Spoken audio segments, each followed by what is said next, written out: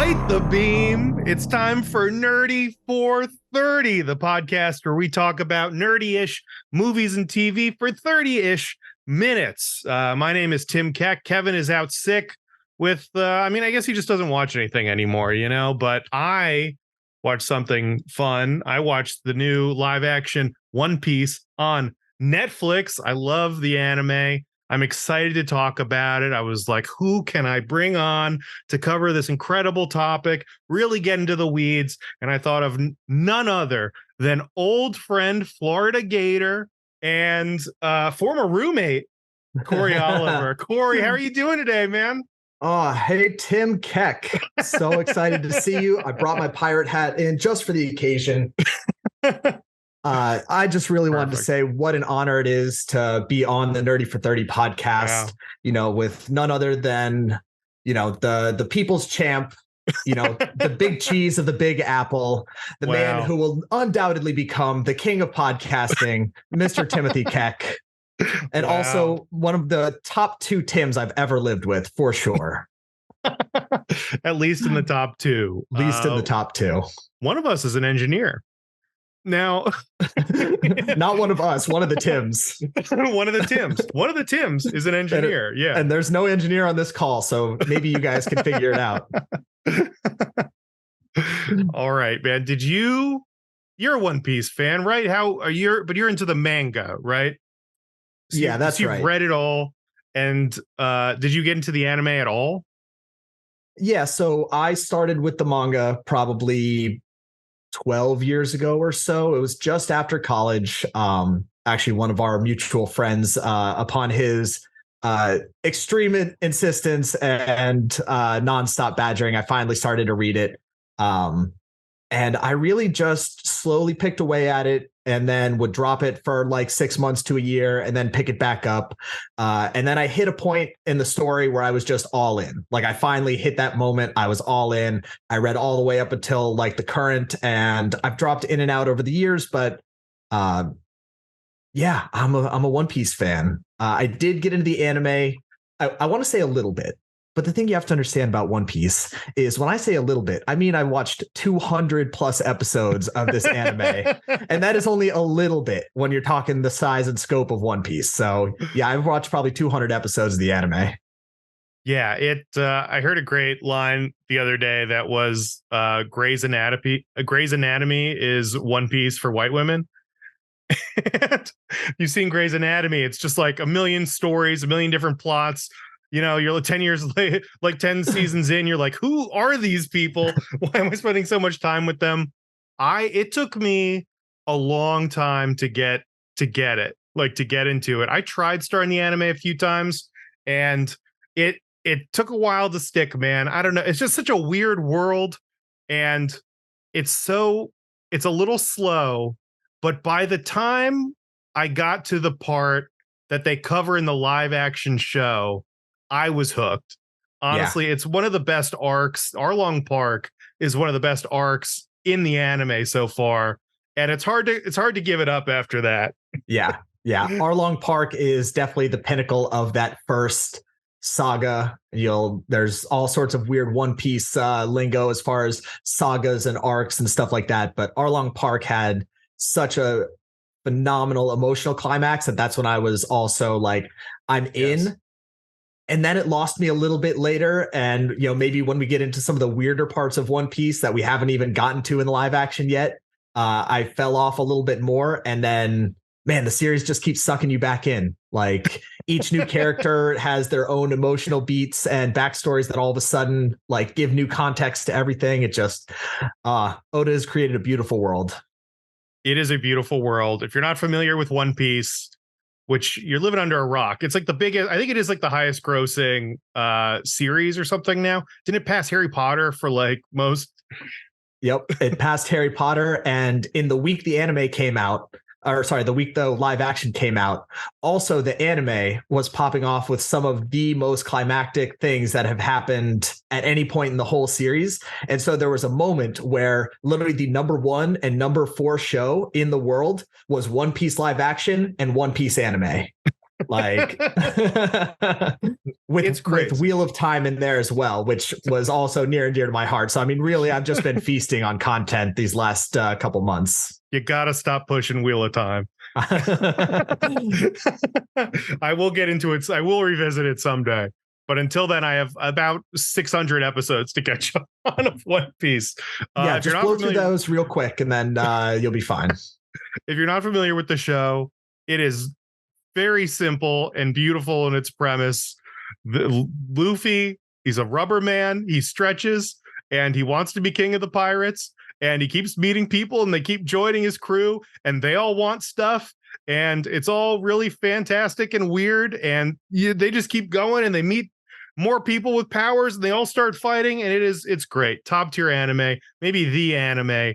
It's a ton of fun. And so Netflix has been doing these kind of live action remakes of popular anime, which is a good idea in theory, but I don't know if they always pull it off. Have you seen any of these other ones like Full Metal or Death Note? Did you have any high hopes for One Piece at all based on what we've seen so far?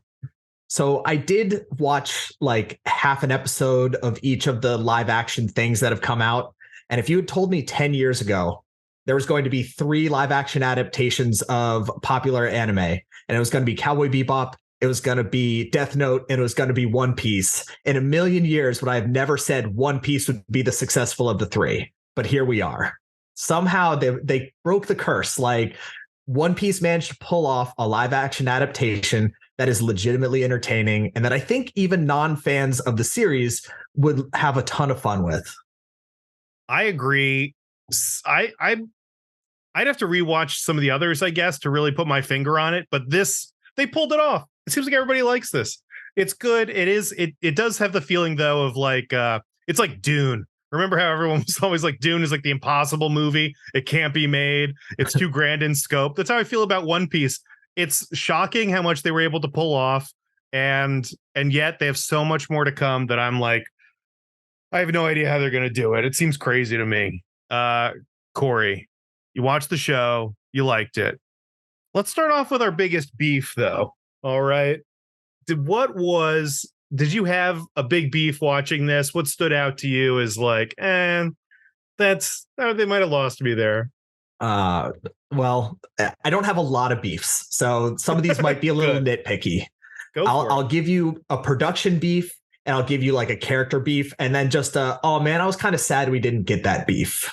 Yes. So I think the biggest legitimate criticism I have is probably the overuse of the fisheye and the close-up lens, which is such a specific thing. And I know what they were going for. They're going for these things that were supposed to be these basically recreations of manga panels of literally like, here is what it looks like when it's drawn, and here is the character in live action with that same view. But I just felt you had way too many scenes where the camera was like right here on someone. And I get it, like budget wise, you don't have to worry about a background when you're filming like that. And you can do reshoots and all sorts of stuff. But I just thought it was overused a little bit when so many of the sets were gorgeous and like everything about the show was awesome. Just that was my nitpick on the production side.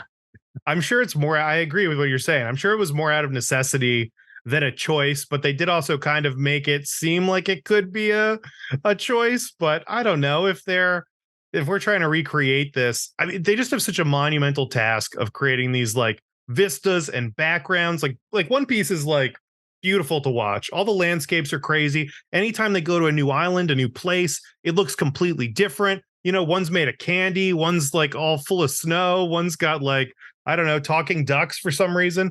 And they're all like magical looking, and I guess a close up on someone's face is a good way to to cut some money on a live action version of this, which is insane. What was the other beef? So I guess I have one legitimate. Here's my less legitimate beef. This is my real, just like, they made my boy Arlong too small. Like this fish man, you know, I was fine with the prosthetics, prosthetics over the CGI. Like they managed to make fishmen in a world filled with like, I was going to say filled with normal looking people, but there's lots of things that are not normal about One Piece. But with a bunch of human actors, having fishmen in a scene and have it work was impressive. Arlong in the manga, Arlong in the anime is this big hulking dude. He is scary. He is intimidating. He towers over everyone. And in the show, he wasn't even the biggest fishman. Like, I don't know exactly why they did that. Like, he's got a bodyguard like behind him that's like looking twice as big and posted up all the time. And I know they could do it. They did it with Axe Hand Morgan, the Marine. Like, he felt large compared to the other characters. You know, even when they're fighting him, he somehow towered over them. But Arlong was just like this dude in a Hawaiian shirt. And I don't know if it's because like the prosthetics on his head made the rest of his body look too small because his head was like disproportionately large, but they did my boy Arlong dirty. Should have been bigger. You're right. They did the thing you're asking with Axe Hand I forget, Axe Hand Morgan. Yep. He was bigger. He was more intimidating. And Arlong wasn't like that. It felt like when Cuba Gooding Jr. played O.J. Simpson and that like the American Crime Story or whatever, where you're like, I'm pretty sure O.J. Simpson was 100 pounds bigger and 2 feet taller than Cuba. I don't know if he can do a backflip like Cuba, but still, you know, this guy is supposed to be so monumental and physically imposing. And that seems to be like a frequent thing in the anime too, is the protagonist is this scrawny little rubber guy, and constantly he is coming up to people's waists and then kicking their ass. And it is so fun. And the like crazy size gaps between him and his opponents all the time does take it to that next level. And again, if they didn't do it with Morgan, I'd say whatever, it's fine. You're not going to have a guy that looks twice as tall or 3 times as tall as another person, but like Morgan loomed over them. And so to see, you know, they tried to play up Arlong more like a mob boss that could also fight rather than him being like the biggest bruiser in the room. Yeah. You know? I mean, it was like the opposite problem of Dave Bautista. Like Dave Bautista, his head is too small for his giant body. And this was like Arlong's head was just too big for his small body. Yeah. I do think he looked good. They had shots where it's just people in, I think it was like prosthetics looking like fish people around a pool. And it looked great. I don't know how they did it. Even Arlong, I thought, looked way better than I thought he would, despite being a foot shorter than like his henchman, the manta ray or whatever. Yeah. I was wondering when they were going to say, listeners of the pod, if you've never seen, if listeners of the pod, if you haven't seen this show yet, 1, you should go and see this show. But 2, just Google like One Piece Fishman and you'll see the characters we're talking about. And they did a good job on the prosthetics. I agree. You know, it felt lived in. They felt like, you know, real people, real characters, but it just, those proportions were off for me. Okay, you had another one though. Wait, was that your minor beef and this is the big one? So this is my big one because for me, I actually don't really care if an adaptation wants to change things. Like, by all means, a manga like is going to be different than the anime, though they're pretty, you know, 1 for 1, is going to be different than a live action recreation. Like, I totally get that. I'm okay with that. But they cut out a character from Usopp's arc and they didn't do anything to replace him. And that was Django. Django was a character that basically his whole shtick was he hypnotized people, and he was terrible at it because he would accidentally hypnotize himself in the process all the time. One Piece is funny. One Piece is full of dumb, weird gags all the time. If you've never experienced it, that's part of the charm of it, is you have these really serious fights and these intense character moments and backstories, and then slapstick dumb humor. So they cut out this guy Django, and the whole thing with Django was he was hypnotizing people. He was trying to deceive characters in the manga. It's been a long time since I've read. But basically Usopp has to be the one to fight him and overcome him to help save the people he loves. And Usopp's whole thing is he's a coward. And so him overcoming that fear and facing this guy was a legitimately important moment for his character. And instead, you basically have Zoro fighting the cat duo and Luffy fighting Kuro, and nothing for Usopp to do in that arc. And they didn't really replace it with anything. So, yeah, that was my legitimate story beef there. I agree. Usopp doesn't really have any real change during our introduction to him.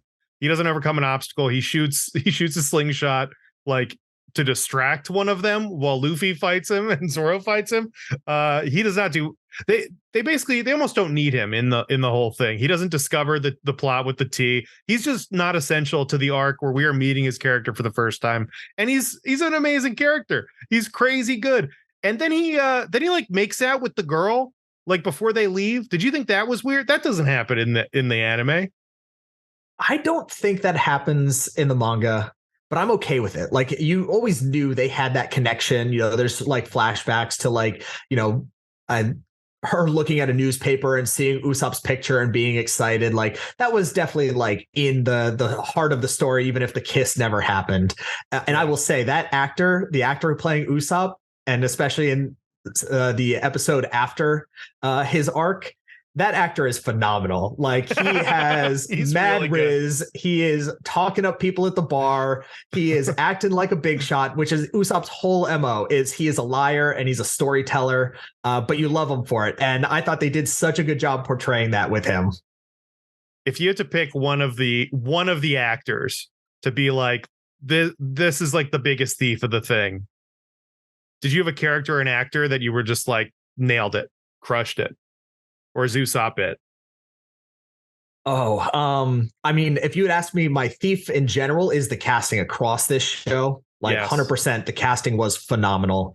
The casting of the side minor characters, you know, I won't take that as my like full answer, but like Garp, amazing. Freaking Mihawk, Hawkeye's Mihawk had so much just charisma dripping off of him.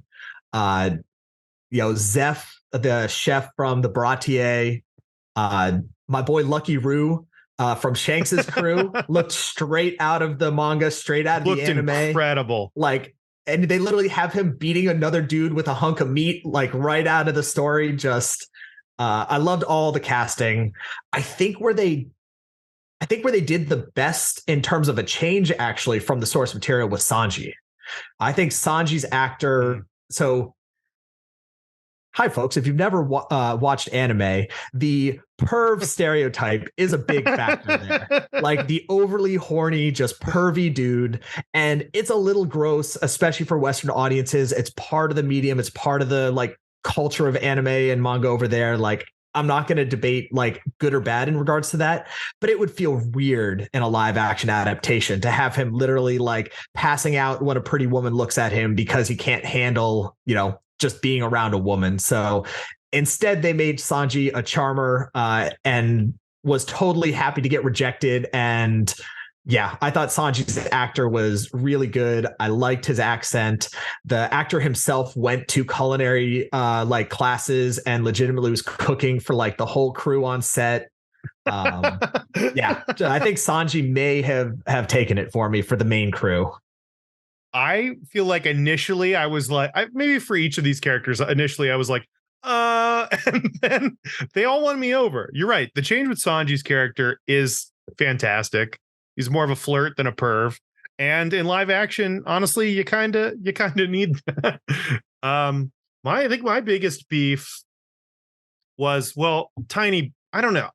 Did you like Shanks in this? Because that was like the only actor that like it took me the longest to like warm up to. It didn't seem like Shanks was the right vibe. And I'm not even that far. I'm only like 400 episodes in, so I haven't gotten that much time with Shanks. But it just didn't feel 100%. His crew, it felt better. His crew looked better and felt better and more like, you know, what I expected than Shanks himself. Did you feel that way? I would agree with that. I think the best characterization we got of Shanks was when you see Mihawk meet up with him, which is post like the early Shanks, because you get to know Shanks. So you get to know Shanks from like a flashback of Luffy as a kid. And so you see Shanks's crew, you know, they're all getting ready to set out for the Grand Line to go and become great pirates. And I agree, Shanks was probably one of the weaker ones on the show initially. But then when you see him post time skip and Mihawk walks up and he's like nursing a hangover with his crew and stuff like that. And then he gets super excited to find out Luffy's now become a pirate and has a bounty. Like, that was the Shanks I felt like coming through right there. So. Yes, man. Honest, their fight too in the bar was great. Whereas Crew's fighting and Oh, Lucky or whatever is beating the guy with the meat, and they're like both pulling guns out and like shooting everybody else. Honestly, that might have been my favorite fight scene in the whole thing. Even though one of my biggest beefs is gonna be the fighting. It's tough. okay. I Okay. I know that when we get a TV show version of any of these like big productions, we're compromising on the fighting. The Disney Plus TV shows aren't going to look as good as like a Marvel movie. This isn't going to look as good as like a legit film. But there were moments, like I don't know if you saw the clip of like Zorro rolling and his sword just folding in half. Yeah. There were a handful of moments where I was like, they could have like tweaked this a little bit. And since it's Netflix, I always hold up Daredevil as like the gold standard. Did you ever watch Daredevil? Yeah, Where I saw some of it. some of the fights in that are like insane and like close combat, and that's like a much realer, much grittier thing. But I feel like they could have just like kicked it up a notch with just like a little bit of tweaking, maybe some better choreography. It just always felt like a little underwhelming for me. I was half and half. I'm with you on part of it, and so some of the fights were incredible. I think Zorro in the bar, that initial fight where he never even draws his sword and he's taken Yeah. down an entire crew of Marines, like that was maybe the best like fighting in the whole show. And if it wasn't, it was maybe second best to the Shanks crew flashback fight. Yeah. Which just the way that fight starts, I mean, Shanks just holds up two fingers, pointing at a man who's threatening his friends. And he says, "Don't threaten my friends." And then he basically pulls his finger like he's shooting a gun. And all of a sudden, the dude drops dead. And you look behind Shanks, and there's Lucky Roo with this big dumb grin on his face, just like, "I got you, Captain." And yeah, there were definitely ups and downs on the fights. I can see that being an issue some of the time. I'm such a sucker in general for just like found family stuff. And anytime they show synergy between Luffy's crew, but especially when you see it, when you meet other crews and like Shanks, like that kind of moment and that kind of chemistry and just absolutely trust in another person that like, I'm not even going to move. I just know my guy is going to like, destroy this person before they attack me. I fall for it every time. It's so fun. It's like one of the best things anime does, I think, better than live action in general. It's just, man, you get some crazy moments of this. My biggest thief, I was my biggest thief in like the first part of this is on that same thread, like Nami asking Luffy for help. I get like emotional just thinking about it, honestly.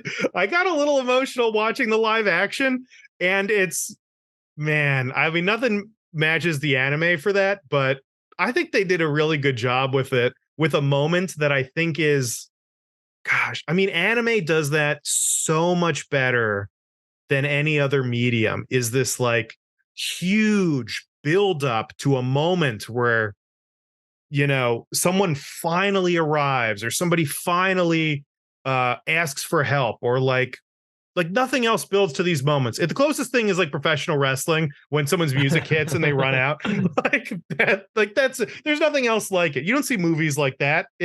Or like The Rock pulling his gun on someone in like Fast 6, maybe, but anime does that so well. And this is the closest I've seen from that. They kind of pulled it off, right? They pulled it off. I literally had, before we got on this call, as I was eating dinner, I went back and was like, what's a scene from One Piece I want to watch to just get back in the world before I pod with my friend Tim? Literally the Nami scene was where I went, because yeah, her just being broken down, literally like crying, stabbing herself in the arm in this tattoo that is the symbol of her, like, torment for so many years. And then Luffy coming in and just grabbing her arm and stopping her from stabbing herself. Like, so good. And that was one of those things that there were a few times where the anime, where the live action didn't hit as well as the manga or the anime emotionally. And there were a few times where I think it hit more. And this one was right there with at least hit on par for me. The only thing I would have done differently, and it's a personal taste thing, a friend of mine had an opposite opinion. I didn't need him to yell at the end. Him quietly saying, of course I will, Nami, and then saying in a really serious tone, of course I will, before he literally turns to the crew and says, let's go, crew. And they all just say, right. And then you get the march to Arlong Park. Like, I didn't need him to yell to the air, like, of course I will. Like, even though that's how it happens in the anime and the manga, like literally she says, help me. And I'm pretty sure his only response is yes, just huge, all capital, like letters, like arms outstretched, like it was just the word yes. And I think emotionally it hit better with the quiet moment in the live action. And he puts his hat on her head, which is crazy because what does this happen? This is like 30 episodes in, or like, yeah, I don't know, 30 books in. And this is now, you're like 8 hours into this show. And the whole time it's all about this guy and his hat. It's the most important thing in the world to him. And then a friend asks for help and he puts it on her head. He's like, hold this. I'm giving you the most important thing in my life so I can go fight for the most important thing in your life. It's awesome. And I get chills just thinking about it. Oh. God, it's anime at its best is evoking those kinds of emotions. I was thinking more about Luffy and another no, I don't want to spoil, but there are other members of the crew. And I mean, honestly, the whole One Piece is him meeting people like this who eventually ask him for help and he gives it. But it seems like maybe a character trait of Luffy that is interesting is that I don't think he just helps ever. Like, he needs you to ask and he needs you to want it. And I think that's a super interesting trait. He never he will do nice things for people, but when it's a peer, he just needs to know that that this genuinely matters for him. He needs to hear the words, and once you tell him what your dream is, he'll do anything for you. But you have to believe in that, and you have to believe in yourself, and you have to believe in what you're saying before he goes all the way for you. And it's just another good anime trope. It's awesome. I can't get enough of it, honestly. It's my favorite thing. And I don't know if you felt as strongly about all of the emotional moments. Yeah. So what other ones did you think like hit better than the anime? Oh, I legitimately was tearing up during the Sanji Zeph flashback when they are stranded on an island without food. And that moment is intense in the manga. So do yourself a favor, watch this stuff, read this stuff. I don't want to spoil everything, but basically a pirate gets stranded on a island with a boy. They only have a little bit of food. It doesn't look like anybody's coming around to rescue them.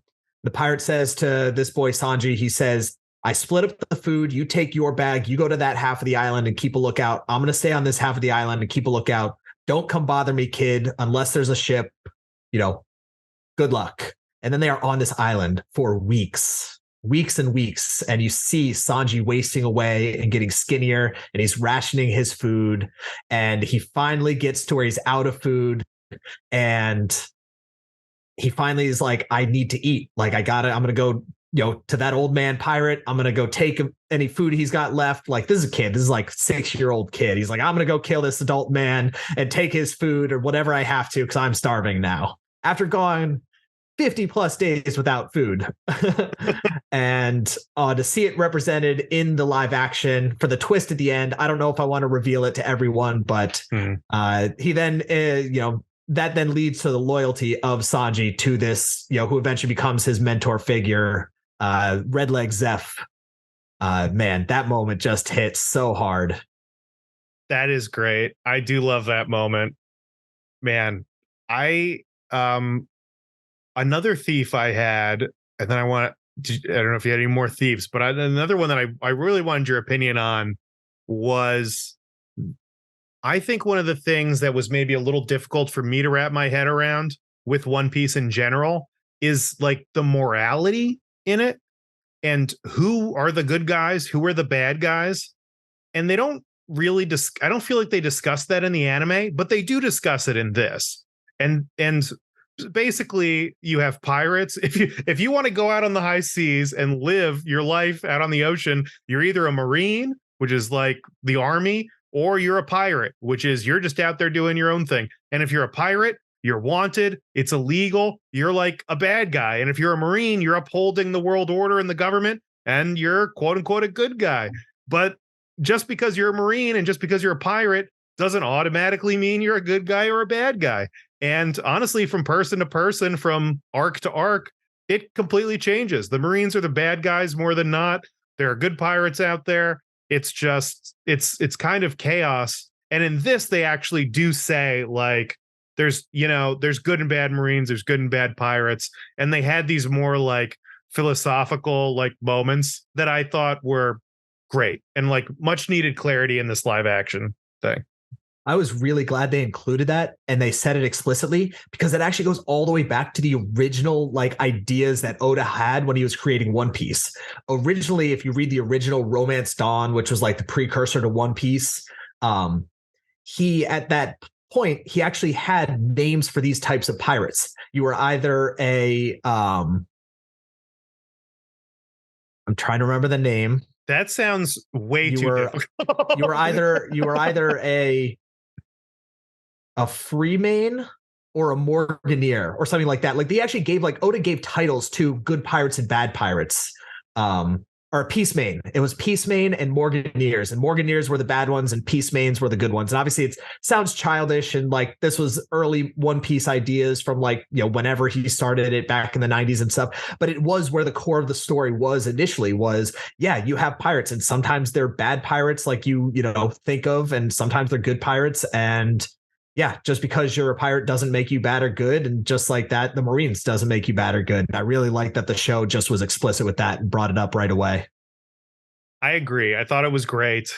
Did you have any other quick thieves before we get out of here? Oh man, Tim, how have we been talking this long and we didn't mention Buggy at all? Buggy's great. Buggy's so good in this. The clown. I can't believe we haven't talked about Buggy yet. Again, just the casting in this show is phenomenal. Buggy is literally a clown pirate. He has a devil fruit, which is the magic like powers that people get. They eat fruits that give them magical powers. And this guy is a clown that literally separates parts of his body to fly around. And he is so much fun. He is intimidating and scary and also goofy and dumb all at the same time. Oh, Buggy was such a highlight for this show. I can't believe I didn't even mention him until now. Buggy crushed it. The actor knew exactly what was up. And man, Buggy's winning a place in my heart for sure. One of the other things that I thought was kind of like weird about One Piece getting into it was how absurd everything is, but then they take it incredibly seriously. Like I gave the example before of like, you know, there's a moment where there's like a talking duck in this who is like a member of like the army. And from one second to another, he is either treated like a cartoon duck or he is treated like a member of the armed forces with all of the like integrity that is. And I think, how do you think this show can go forward? Because the farther it goes, the more absurd it gets and the crazier it is. Do you think they can do a couple more seasons of live action One Piece? It's going to be hard. I think their heads and hearts are in the right place. I mean, they have Garp on screen with a dog hat on and nobody comments and makes a quip on it. There's no Marvel style like jokes about it. It's just, here is the world, you know, take it for what it is. So the spirit is there. If the budget's willing, because there's a lot of wild shit that comes down the pike. I mean, even just, you know, the next characters, the next crew members we get, you know, spoilers, there's going to be more crew members than just the 5 we get in season 1. One of them is, can I say it? I mean, one of them is a reindeer. It's a talking reindeer. It's a reindeer human. Like, you're either going to have to do ridiculous CGI to the level of like a Jar Jar Binks all the time, just like constantly there in the middle of the crew. Or you're going to have to like make a Muppet and have it as a Muppet, which there's a lot of people that would love to see Muppet Chopper. Or you change it and make him a kid and basically have him as, you know, a mostly human looking kid most of the time that then can transform, you know, into his various reindeer forms. But yeah, it's wild. I mean, we got, you know, giants. There's giants in this show, Tim. There's Like, I know there's a bunch of people that want in the fan community that want Tenacious D to play Dorian Broggie. And I think that would be an excellent casting. That would be incredible. Jamie Lee Curtis has already said she wants to play Dr. Correja from Chopper's arc. So he's on board. My God. Perfect casting there. But yeah, there's wild stuff in One Piece. I mean, even just the powers, Luffy stretches like a giant rubber band. We mentioned Buggy that separates parts of his body. Like, that's just the weird, like, regular fruits that we see. There's also like an entire category of magic users that are all animal people. And we saw that with like fishmen. So there's like, you can do that. You can pull that off. But then you have powers that are literally called like Logia powers that are basically elemental powers. You have somebody that literally is the power of sand and the power of magma and fire. Like, how do you do that with a budget that's not like through the roof? I don't know how they do it. I don't know, but I can't wait to see it. Cory, thanks so much for coming by, man. I appreciate it. I feel like we could keep going for another hour or whatever, but it's nerdy for 30. If the fans want, like, we could always do a part 2, like, but the fans have to speak. If the fans speak, we'll get you a part 2. Cory, you got anything you want to plug on our way out? No, sure. I mean, you can look me up on Instagram, Cory J. Oliver on there. You can see me like juggling fire and stuff like that. Yes. Gardening, cooking stuff, average all things average people do in Florida. All the kind of stuff a pirate on the Grand Line would be into. Exactly. Thank you at home or in the car or what. I mean, you got somewhere you have this podcast playing and you're still listening. Maybe. Thank you so much for listening. As always, tell a friend, tell an enemy. Let's spread this one around. And you can always subscribe to us on YouTube. Give us a little rate and review. I don't know, man. I appreciate that you listened. And thanks for coming by. I guess that's it. How does Kevin usually end it? Stay nerdy. Bye. Bye.